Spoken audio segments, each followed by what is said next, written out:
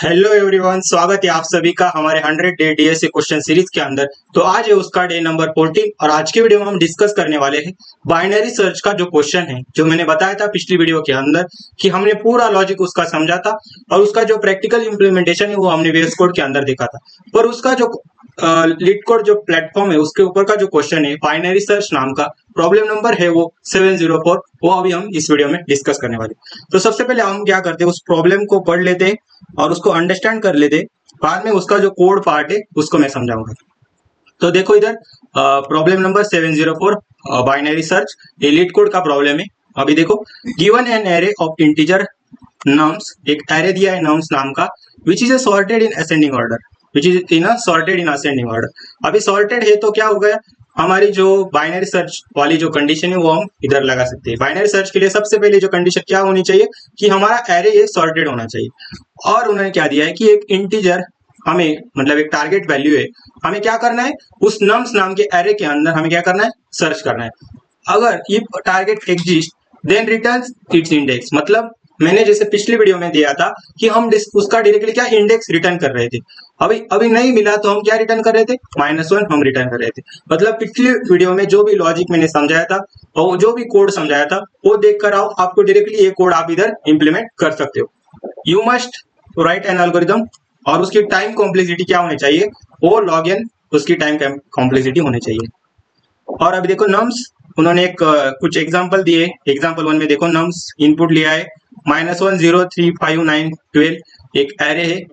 उसकी जो target value है, मतलब हमें उस एरे के अंदर 9 है क्या नहीं हमें बताना है। अगर होगा तो हमें उसका इंडेक्स रिटर्न करना है। अब इस एरे के अंदर आप देखो कि हमारा 9 एलिमेंट है, किस इंडेक्स पे, 0 1 2 3 और 4, फोर्थ इंडेक्स पे। तो आउटपुट में मुझे क्या मिलेगा, 4 मुझे मिलेगा, वही उन्होंने दिया है। वैसे आप देखो दूसरा एक एग्जांपल उन्होंने दिया है -1 0 3 5 9 12, और टारगेट क्या है, 2 है। और हमें इस एरे के अंदर देखना है कि 2 ये प्रेजेंट है कि नहीं।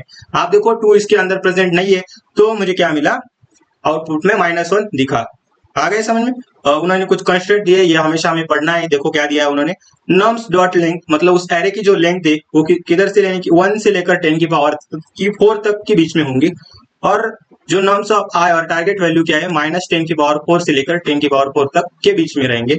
All the integer in nums are unique, मतलब सभी जो इंटीजर है वो यूनिक होने चाहिए, डुप्लीकेट नहीं होने चाहिए। और nums is sorted in ascending order, sorted होगा तभी तो हम बाइनरी सर्च उसके ऊपर लगा सकते हैं। तो ये हो गया उसका क्वेश्चन। अभी मैं क्या करता हूँ, उस प्लेटफॉर्म पे जाकर डायरेक्टली कोड लिखने का ट्राई करता हूँ, क्योंकि उसका लॉजिकल पार्ट तो हमने पिछली वीडियो में समझा है। अगर आपने ये इसका लॉजिकल पार्ट आपको पता नहीं कि बाइनरी सर्च काम कैसे करता है, तो हम हमारी जो पिछली वीडियो है वो आप जाके चेक करो। डे नंबर 13 वाला जो लेक्चर होगा वो आप जाके देखो। तो चलते हैं हमारे कोडिंग पार्ट के ऊपर। और ये जो क्वेश्चन पार्ट है हमने पूरी तरीके से उसको पढ़ लिया, उसको अंडरस्टैंड कर लिया। अभी क्या करता हूं मैं, अभी उसका जो कोड पार्ट हम जो जो हमें लिखना है उसको मैं अभी देखता हूँ। क्या करता हूँ, इधर उसे लिखता हूँ। अभी सबसे पहले हमें क्या करना होता है, हम करते हैं उस एरे की साइज इधर हम डालते हैं। तो अभी मैं क्या करता हूँ, इधर मैं कर देता हूँ इंट, चाहे तो हम हमारे अच्छे के लिए हम क्या करते हैं, इसको नम्स की जगह ARR कर देता हूँ मैं, और इस टारगेट की जगह मैं इसको क्या कर देता हूँ कि मैं इधर कर देता हूँ। फंक्शन के अंदर अगर कोई आर्गुमेंट हमने पास किए, ऊपर रिसीव करने के लिए हम क्या उसकी जो वैल्यू है वेरिएबल में हम अलग भी ले सकते हैं। आ गया समझ में। अभी मैं क्या करता हूँ, इधर मैं सबसे पहले int n is equal, n के अंदर क्या करता हूँ, हम एरे की साइज में निकाल लेता हूँ। क्या करता हूँ, एरे की साइज होगी तो मैं क्या करूंगा, ARR डॉट साइज में इधर लिखूंगा। क्या करूंगा, ARR डॉट साइज में इधर लिखूंगा। ये होने के बाद उसके बाद सबसे पहले हमें क्या करना है कि जो हमारी जो स्टार्ट थी उसको क्या करना है, मुझे इनिशियलाइज करना है। किससे इनिशियलाइज करना है, हम 0 से इनिशियलाइज करना है। क्यों, क्योंकि हम स्टार्टिंग 0 को दिया और एंड वाला पॉइंट जो लास्ट वाला होगा उसको हम देंगे। तो अभी एंड को भी मुझे पॉइंट करना है, तो एंड को क्या करूंगा मैं, एंड इज इक्वल टू, मैं दे दूंगा इसको जो हमारा n है उसमें से एक माइनस, क्योंकि इंडेक्सिंग हमने 0 से स्टार्ट कर किए है, तो हमारा एंड किस लास्ट किससे एंड होगा, n-1 से हमारा एंड होगा। और उसी के साथ मुझे और एक लेना पड़ेगा, वो मतलब मिड, क्योंकि सबसे पहले हमें क्या निकालना पड़ता है, मिड को मुझे निकालना पड़ता है। और ये होने के बाद जो भी कंडीशन हम अप्लाई कर रहे हैं, मिड निकाल रहे हैं, उसके बाद लेफ्ट शिफ्ट हो रहे हैं, राइट शिफ्ट हो रहे हैं, वो सभी हम किसके अंदर डाल रहे थे कि हमें व्हाइल लूप के अंदर डाल रहे थे। मतलब हमें रुकना क्या है, जब तक कि हमारा स्टार्ट क्या है, less than equal to end है, तब तक ही हमें क्या करना है, उस लूप को चलाना है। तो मैं इधर क्या करूंगा, व्हाइल और इसके अंदर क्या डालूंगा, start less than equal to क्या है मेरा, एंड है, तब तक ही मुझे क्या करना है, उस लूप को चलाना है। और सबसे पहले हम क्या करते हैं कि उसका मिड इंडेक्स है उसको फाइंड कर लेते हैं। तो मैं इधर क्या करूंगा, mid is equal to, mid कैसे निकालते हैं, स्टार्ट प्लस क्या करूंगा मैं, start plus end divide by 2 में इधर करूंगा। तो मुझे क्या मिलेगा, जो मिड है, मिड वैल्यू है, मिड इंडेक्स है, वो मुझे मिलेगा, मिड इंडेक्स मिलेगा। आ गया समझ में। और उस इंडेक्स पे जो वैल्यू होगी वो हमारी क्या होगी, मिड वैल्यू होगी। अभी ये होने के बाद, इंडेक्स आने के बाद सबसे पहले मुझे क्या करना है कि उस मिडल पे जाके चेक करना है कि हमारा जो टारगेट वैल्यू है, की वैल्यू है, क्या उससे मैच हो रही है कि नहीं। तो हम मिडल पे सबसे पहले चेक करेंगे।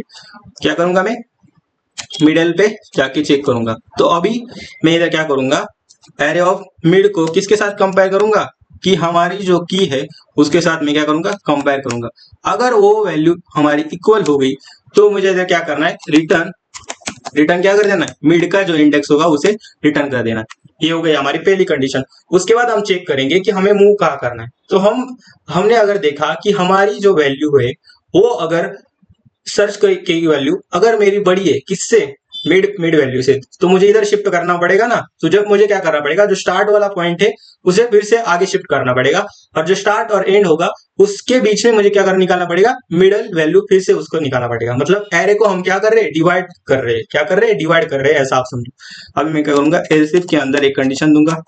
क्या कंडीशन दूंगा, कि मुझे अगर मेरा एरे ऑफ मिड है, मेरी मिड की वैल्यू आपकी की वैल्यू से अगर छोटी है, तो मुझे क्या करना है, मुझे करना है जो स्टार्ट होगा उसे क्या करना है, मिड प्लस 1 के आगे पॉइंट कर देना। मतलब मिड प्लस 1 के आगे उसे पॉइंट कर देना।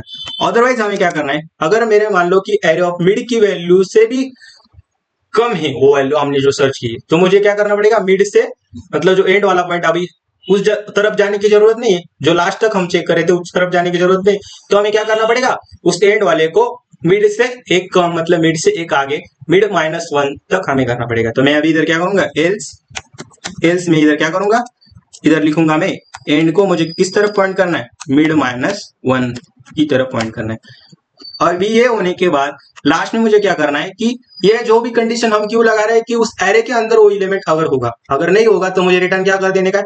उन्होंने अभी बोला कि हमें रिटर्न करना है -1। तो इस लूप के बाहर आकर मैं क्या लिखूंगा, इस लूप के बाहर आकर लिखूंगा मैं रिटर्न -1 लिखूंगा। अब ये देखो, और पिछली वीडियो का मैं जो लॉजिक बताया वो देखो, वो पूरा कोड आपको सेम टू सेम ही नजर आएगा। आ गया समझ में।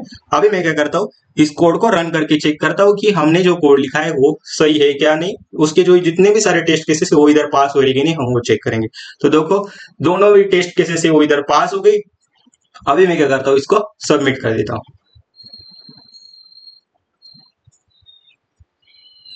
देखो हमारा सीधा सबमिट हो गया और 100% बिट्स वो हमारे इधर आ गई।